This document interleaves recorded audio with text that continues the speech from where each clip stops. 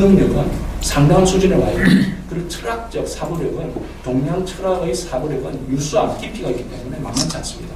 특히 4차 산업의 여파가 주는 그런 향후 미래 사회에 대한 그런 철학적 고찰은 동양 사회가 어떻게 보면 서양 사회보다 더 나을 수도 있습니다.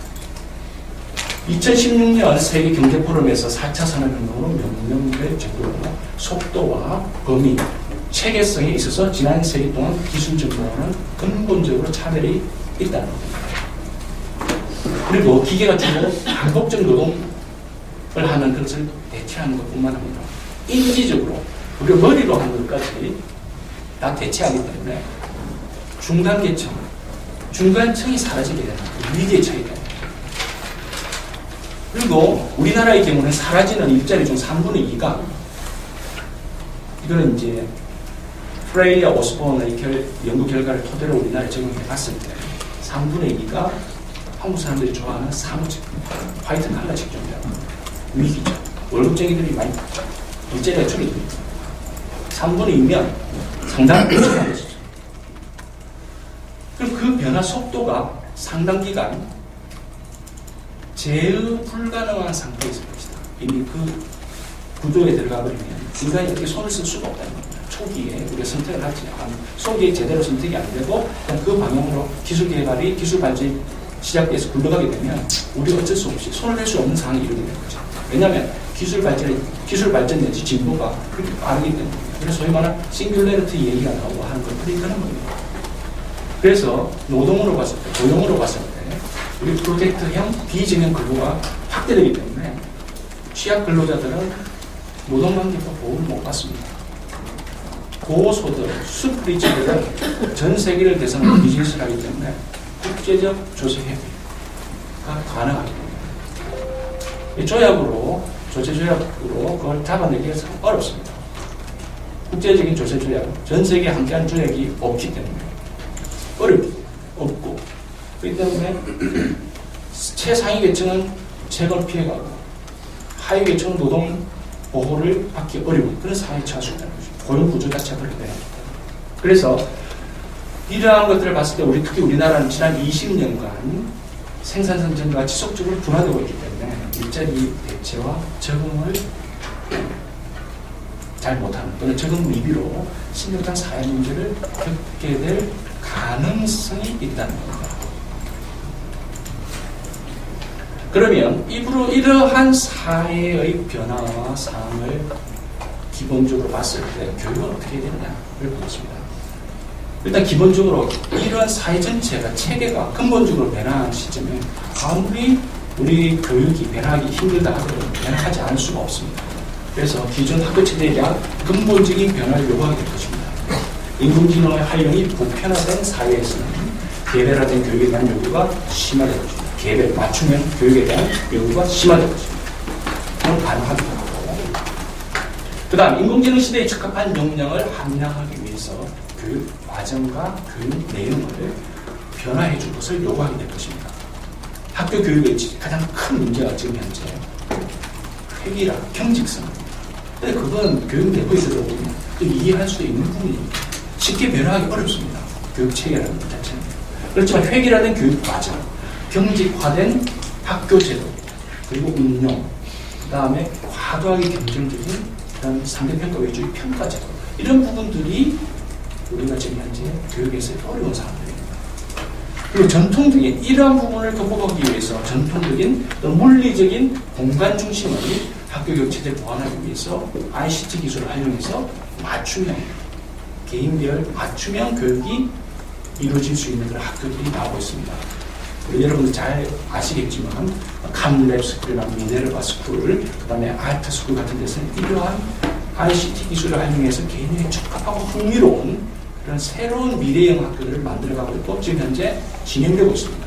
우리도 그걸 연구하고 있고 우리 학교 체계 내에 이걸 쓸 수 있는 것을 연구 중에 있습니다.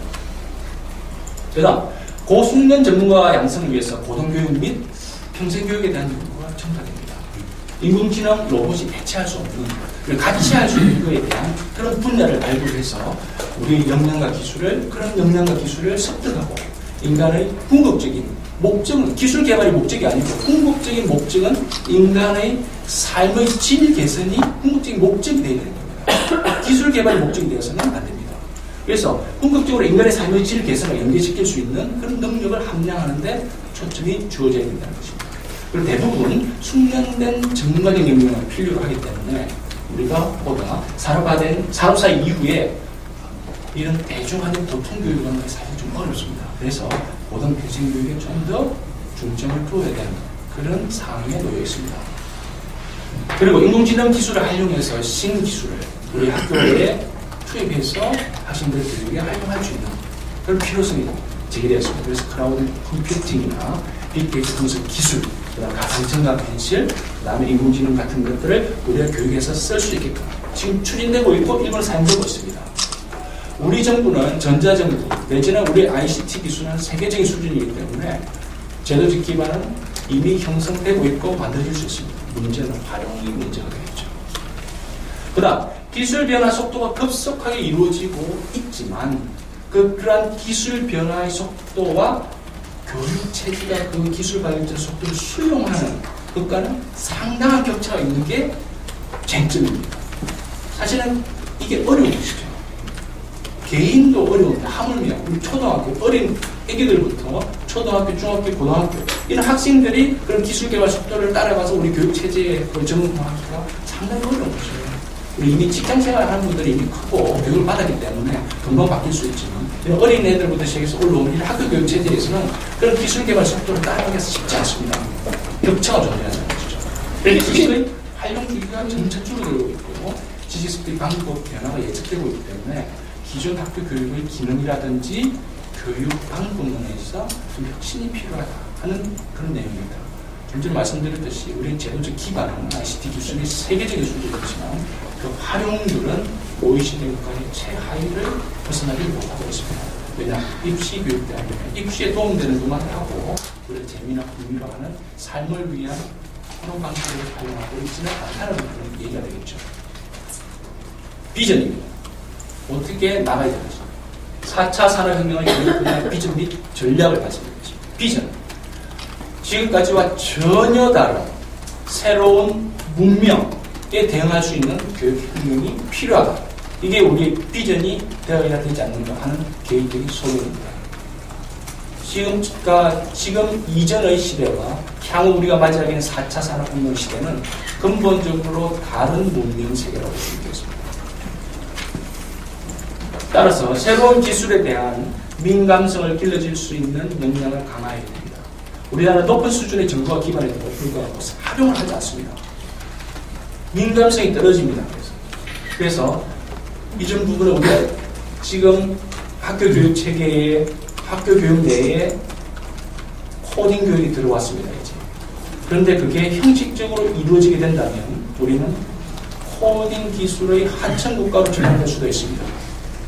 코딩 기술의 또는 코딩 교육의 고급화가 되지 않으면 우리는 남들이 발주해주는 그런 알고리즘을 기초작업해주는 그런 하층 국가로 머물 수 있는 위험성이 있습니다. 그래서 코딩 교육의 수준을 높여서 어릴 때부터 코딩 교육을 서서히 해서 애기들이 어릴 때부터 코딩을 자유자재로 가지고 놀 수 있게끔 생활을 할 수 있는 마치 우리가 언어를 하는 그런 읽고 쓰고 하는 그런 능력처럼 코딩을 가지고 놀 수 있는 그런 환경을 만들어주지 않으면 우리는 어렵게 된다. 새로운 돌파구가 코딩 교육인데 코딩 교육의 접근을 잘해야 된다는 것입니다. 그래서 이 코딩 교육은 코드 리터러시, 우리의 문해력, 글을 읽고 쓰는 능력과 같은 그런 차원에서 코딩 교육을 바라봐야 된다는 겁니다. 그래서 단순하게 소프트웨어 프로그램을 알려주고 외우고 우리는 암기를 잘하니까 외우기 쉽게 하겠죠. 그렇지만 그거를 전체 시스템 전반의 아키텍처를 구사할 수 있고 시스템 전반의 파급 효과를 이해하고 그걸 적용해 나갈 수 있는 응용 능력을 체득하게 할 수 없다면 그런 나라들의 하층 국가로 코딩을 해주는 국가로 머물 수 있다는 그런 위험성도 우리가 함께 가지고 있어야 됩니다. 위기이자 기회의 시장이 코딩 교육이 되겠습니다. 다음은 전통적 학교 교육 체제의 전면적 리모델링이 4차 산업혁명 시대는 필요하다는 겁니다. 그래서 물리적 공간 중심의 현재의 학교 교육 체제를 다양한 참여 주체가 협업이 가능한 형태로 그 교육 체제를 유연화하고 즉시